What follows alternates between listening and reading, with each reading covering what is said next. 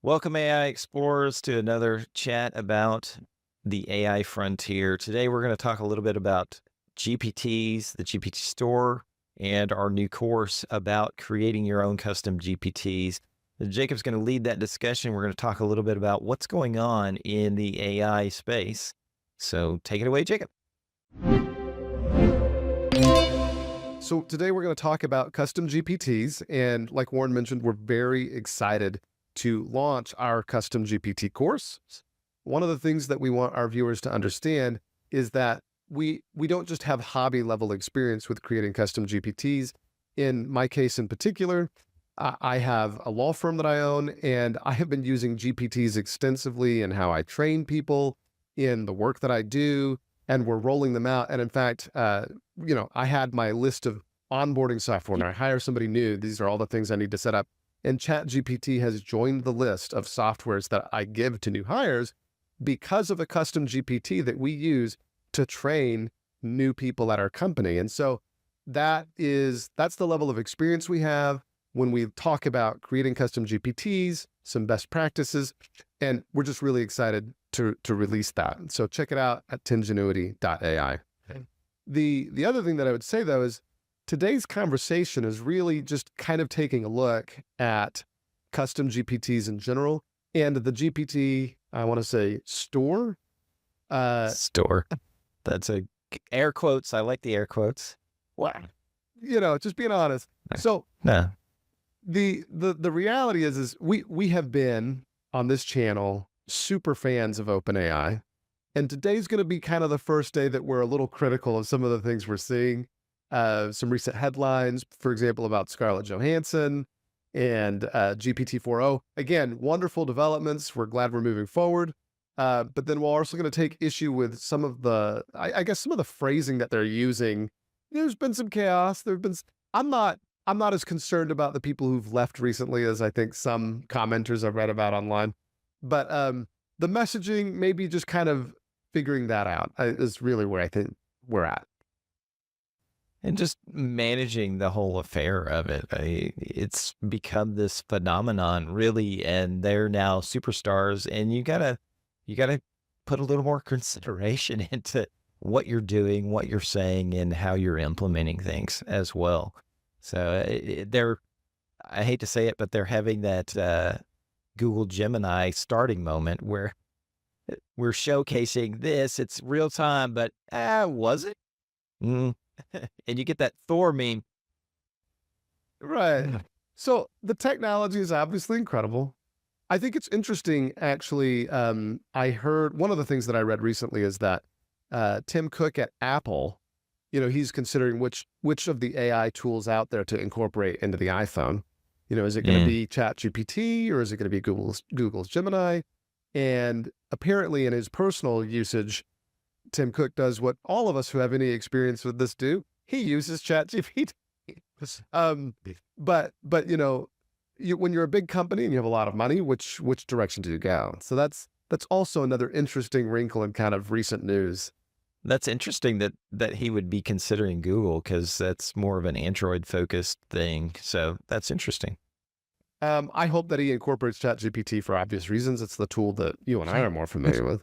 Right. And the one that I mean, honestly, I think is the creme de la creme, the top number one AI platform available today. Everybody seems to be copying or trying to catch up to them. And then they continue to release really great content or platforms that are free or easily available. I mean, they're not that expensive. You have this amazing technology for a very low price that you can use unlimited, really, to enhance your work efforts, your personal efforts, whatever you want to do. I mean, we both use it in both the professional sense and the personal sense in a number of reasons. I mean, this whole started with our Dungeons and Dragons discussion about how to use ChatGPT. So. Right. And it's interesting how lessons you learn in, personal life tasks become applicable to professional life tasks, which, ChatGPT has a way of shining in both. So let's circle back to I do want to talk about, and I guess we said this already, the messaging needs to be worked on a little better. And Yes. so there's some legal hot water. Scarlett Johansson is suing OpenAI because one of the recent voice assistants that was demoed and came out in ads and those kinds of things with GPT 4.0 sounds an awful lot like her. And when I first saw the headline, I was like, I don't know, right? But when I read a All little right. bit more about it, they reached out to her and said, would you like to be a voice? And she said, no. And then they found someone that sounded just like her. And then on the day of release, Sam Altman tweets out Her, which is the title of a movie where Scarlett Johansson starred as an AI assistant, her voice. And so it seems obvious that they were trying to sound like Scarlett Johansson and not pay Right. her for that. And so that's obviously problematic. And so I guess this is where we're going to get a little critical of OpenAI, which is, you know, we kind of watched the chaos of the whole week where Sam Altman was kicked out and then brought back in. And now we're watching some other missteps, which, you know, with a tool as amazing as the tech is, I guess you just kind of don't expect on the corporate management side. Right. Well, like we've talked about, they're really smart individuals, but when it comes to common sense, I think they lack some of that maybe.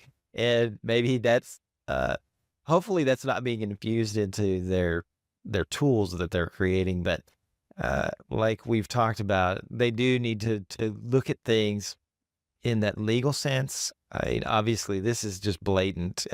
Like you said, when on the crust, on the surface level, I was like, oh yeah, whatever. And then digging deeper, you telling me deeper what the nuance of that story is. And I think that goes to all of our viewers with this age of AI. We all need to dig a little deeper, look under the surface rather than taking anything wholesale or at face value. Be it news or whatever it is, we need to look at those details and find that underlying story rather than taking it at face value. So, yeah, there are a number of missteps that they need to work on to fix things. So, some concerning things with people leaving, coming back, and other drama that's going on. But hopefully, they'll rein it in, get that chaos under wraps, and continue to develop really good tools. Right. I mean, there's no question that the tool that's being developed is amazing. There's an overarching concern, I think, particularly on the legal side, about how are we respecting copyrights? Like they're already under the gun for that as it is. And then you have a move like this.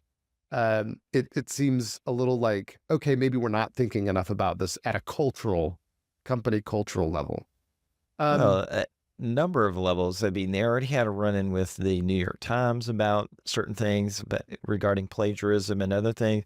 So they should, and their board and any other governing or regulating bodies they have within need to be looking at these things and going, we should do a little bit better. I mean, that's one of the things that we liked early on about OpenAI is how transparent they were, but of late they've it doesn't obfuscated seem as so transparent. much. Yeah, exactly. And Right. it's like, Right. so we're seeing a lot of mismanagement and missteps, like you said, with certain aspects of their tool and what they're doing. Well, and so that brings me to the store, right? So when they announced the GPT Store, we're creators that use their platform. And it's interesting that, you know, and I've had this conversation with other creatives and other mediums, right? Like some people feel like Twitch doesn't support their creators in the correct way. And so that's why many people are turning away from Twitch and more towards YouTube Live because there's the perception that YouTube treats its creators better. Thank you, YouTube, since that's where you're watching this. Um, and so, you know, not that I have anything against Twitch. I think that's a great platform too. But I just, as I've talked to other people in different mediums, like there's this perception of what does a platform go out of its way to love its creators? So there's a lot of people that have contributed a lot of custom GPTs to the GPT. And again, I'm gonna put this in quotes every time, store, because I was under the impression that once they got it settled, then you'd be able to sell access to your GPT. And that's not how it works. And so I just feel like it's dumb to call it a store. Well, and even when they began talking about it, they talked about profit sharing with creators of GPTs, and now it's just kind of this repository where you go and you search and you find and they haven't added that creator seller content component Well, to their and when you start storefront. They should call it something else. Symposium, bazaar, definitely not a flea storefront. market, no, so that's Flea the thing. market. Like, it's all available for free, and so there's no transparency. I want to actually look at the webpage. So this is the blog post or the news post that announces it, right? We're launching the GPT Store to help you find useful and popular custom versions. And it is cool, like it's definitely useful, but here's the deal. A lot of people, I think, created GPTs thinking I'm going to make money from this. And as far as I Right. know, none of us are, right? So discover what's trending in the store. But look, I'm going to click here. Builders can earn based on GPT usage. In Q1, we will launch a GPT Builder Revenue Program. As a first step, U.S. builders will be paid based on user engagement with their GPTs. We'll provide details on the criteria for payments as we get closer. I have heard nothing. I have seen nothing. As far as I can tell, this isn't happening. Yeah, exactly. And so, what does that, and if we look at the store itself, there's a number of things that people have created by Puzzle, Carly AI Solutions, GPT Print, or no, GPT INF, Tingenuity AI. yeah, Tingenuity AI, Right. and my own that I was working on as well for a marketing thing that we're not, I mean, not that I was trying to develop it so that we could see what it would do for someone and then develop other ones, because as we found out as we studied GPTs, you need to be even more specific than what we've talked about in our Right. previous things, and real focused on exactly what you want to accomplish. Uh, so what can you tell us about your experience with generating GPTs and producing the course for our audience? Well, what I would say is, obviously people are monetizing, their use of ChatGPT and teaching others to do it, right? So, I mean, that's what we're doing. We're a business. That's life, right? And we have the course available on our website, and you can get access to that course and learn from us and our steps and missteps in making custom GPTs. Um, what I would say though is when it comes to the GPT store, again, I think they should rename it if they're not going to actually make it a store. I think it makes total sense Agreed. to pay for some of these GPTs. Like Oh yeah, some what of them they are so do, fantastic. right? Some of them are very fantastic. And it's similar to the App Store, right? Like the App Store and Apple, that's kind of what I was thinking was some kind of profit sharing or fee split in that kind of way. Because and then I guess this is the next piece of it, which is ChatGPT becomes infinitely more usable because of custom GPTs. And so in a way, as a creator, I have made ChatGPT more valuable and I'm not getting anything out of it. I think this is a problem that they need to solve. And, some of you listening might be like, boohoo, the world's smallest violin, that kind of thing. But I mean, you know, so what, right? What I'm saying is, if we're going to be making value for ChatGPT, they should be providing value back. Like I can just keep the GPTs to myself. I can set them all to private. I can benefit from my own ingenuity, but that's not going to encourage what they want to encourage. Like I think they need to do more. Um, it reminds me of the quote, which is, capitalism is the worst economic. Well, actually, I think it was Churchill who said democracy is the worst form of government, except for every other form of government. And I think my father-in-law said that capitalism is the worst form of economy, except for all the other forms of economy, right? And in a similar fashion, Well, an economist would say that. So. an economist would say, but ChatGPT, the ChatGPT store makes the platform that much more valuable. Like it makes people want to come and use it.